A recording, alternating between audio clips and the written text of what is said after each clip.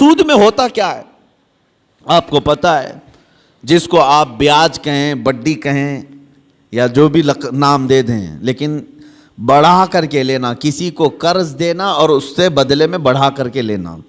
100 روپیہ قرض دیا، 110 روپے لیا، 120 روپے لیا، بلکہ 101 روپے بھی لیا، تو یہ سود ہو گیا۔ جس کو قرض دیا اور بدلے میں بڑھا کر کے لیا، صرف پیسے میں نہیں، کسی بھی چیز میں وہ بڑھا کر کے لینا، یہ سود کہلاتا ہے۔ اور یہ اسلام میں بہت عظیم گناہ اس کو بیان کیا گیا۔ کیوں؟ وجہ کیا ہے؟ اس میں بندوں کا حق مارا جاتا ہے۔ ایک بندہ قرض میں ڈوبتا چلا جاتا ہے اور دوسرا امیر ہوتا چلا جاتا ہے۔ یہ نظام آج دنیا کے یہودیوں نے قائم رکھا ہے، پوری دنیا کو کریڈٹ پر چلاتے ہیں۔ زبردستی تمہیں کریڈٹ کارڈ پکڑائیں گے، کیوں؟ سود بھرتے رہو۔ تم اپنے حلال کمائی کی قیمت، اپنے پسینے کی قیمت ان کو سود میں چکاتے رہو، بھرتے رہو۔ لوگوں کو احساس بھی نہیں ہوتا۔ یہ دنیا اس عظیم لعنت میں تمہیں لے کر کے جا رہی ہے۔ میرے آقا صلی اللہ تعالیٰ علیہ وسلم نے ارشاد فرمایا، جس نے سود کا ایک لقمہ کھایا اس کا گناہ اتنا بڑا ہے کہ جیسے کہ اس نے خانہ کعبہ کے سامنے اپنی ماں سے زنا کیا،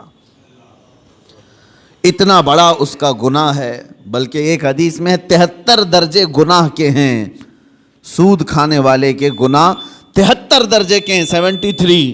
اس میں سے پہلا درجہ یہ ہے کہ وہ ماں کے ساتھ بدکاری کیا ہو۔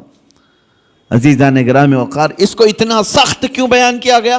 بندوں کے حقوق مارے نہ جائیں، بندوں کے حق تلف نہ ہوں۔ امانت کے ساتھ جو معاملات ہوتے تھے، آپ دیکھیں وہی چیز آج ہمارے معاشرے سے ختم ہونے لگ گئی ہے۔ آج تمہیں لون لینے کی ضرورت کیوں پیش آنے لگی؟ آج قرض جہاں پر بھی جائیں گے تمہیں بیاج کے ساتھ لینے کی ضرورت کیوں پیش آ رہی؟ اس کی وجہ یہی ہے کہ آپس میں اعتماد اور بھروسہ ختم ہو گیا۔ قرض حسن کون دینے والا ہے آج ایک مسلمان اٹھے اور دوسرے کے پاس جائے اور کہے کہ مجھے 5 لاکھ کی ضرورت ہے، اللہ ماشاء اللہ، کون ہوگا؟ قریب سے قریب ترین دوست بھی منہ پھیر لیتا ہے۔ اس کی وجہ صرف ایک طرفہ نہیں ہے، 2 طرفہ ہے۔ قرض لینے والا اور قرض دینے والا دونوں کے درمیان اعتماد کا رشتہ نہیں ہے۔ کچھ لوگ قرض لیتے ہیں لیکن وہ دینا نہیں چاہتے، یہ بھی بندوں کے حقوق کی پامالی ہے۔ ان کو کیوں دیا جائے قرض؟ لوگ ڈرتے اسی لیے کہ 5 لاکھ دوں کہ 1 لاکھ دوں، یہ تو دینے کا نام ہی نہیں لیتا۔ اور کچھ لوگوں کی لت پڑ جاتی عادت، اس سے بھی مانگا اس سے بھی مانگا اور قرض میں ڈوبتے چلے گئے۔ وہ ایسے بھکاری بن جاتے ہیں کہ ان کے لیے دروازے بند ہو جاتے ہیں۔ حدیث پاک سنو، رسول کریم صلی اللہ علیہ وسلم ارشاد فرماتے ہیں، جس نے قرض لیتے وقت یہ سوچا کہ دیکھا جائے گا، ادا کرنے کی اس کی نیت نہیں تھی، حضور صلی اللہ تعالیٰ علیہ وسلم فرماتے ہیں اس پر اللہ تعالیٰ زمین کو اور تنگ کر دیتا ہے، اس کے لیے دروازے تنگ ہو جاتے ہیں۔ اور فرماتے ہیں کہ جس نے قرض لیا اور دینے کی نیت تھی اور یہ سوچا کہ میری ناک زمین پر رگڑ جائے لیکن میں اس کا حق دوں گا، حضور فرماتے ہیں اللہ اس کے لیے روز دروازہ کھولتا ہے، اس کے لیے اسباب پیدا کرتا ہے۔ یہاں لینے والے کی دل میں خیال ہی نہیں رہ گیا کہ سامنے والے سے میں نے رقم لیا ہے، بے چینی شروع ہو جانی چاہیے، ہمیں بے قراری شروع ہو جانی چاہیے۔ کسی کا قرض لیا ہے تو نیند اڑ جائے کہ نہیں میرے بھائی کا قرض ہے، مجھے واپس دینا ہے۔ لیکن یہاں معاملات ایسے نہیں رہ گئے، جس کی وجہ سے آج دنیا نے تمہیں سود کا عادی بنا دیا۔ اب کون دیتا ہے قرض حسن؟ قرض حسن کا مطلب کیا ہے؟ 1 لاکھ روپے میں آپ کو دیا اور بدلے میں آپ نے بھی 1 ہی لاکھ روپے لوٹایا، یہ قرض حسن اچھا قرض ہے۔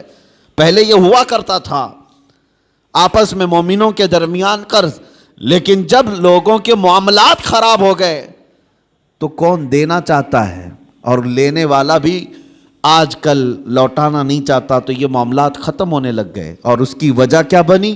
جب اعتماد کا رشتہ ٹوٹ گیا تو تم سود کے کاروبار میں پڑ گئے۔ اب تمہارے پاس کوئی راستہ نہیں رہ گیا، جاؤ بینکوں سے لون لو یا غیر مسلموں سے بھاری سود میں قرض اٹھاؤ اور اپنے کام کرتے رہو۔ یہ سب کی نوبت صرف اسی وجہ سے آئی کہ آپس کے رشتے خراب ہیں۔ یہ معاملات خراب ہیں، ایک دوسرے کے ساتھ محبت کا رشتہ نہیں ہے۔ عزیزان گرامی وقار، یہ کام صرف ہم نے اپنے ہاتھوں تباہ کیا ہے، اپنے ہاتھوں برباد کیا ہے۔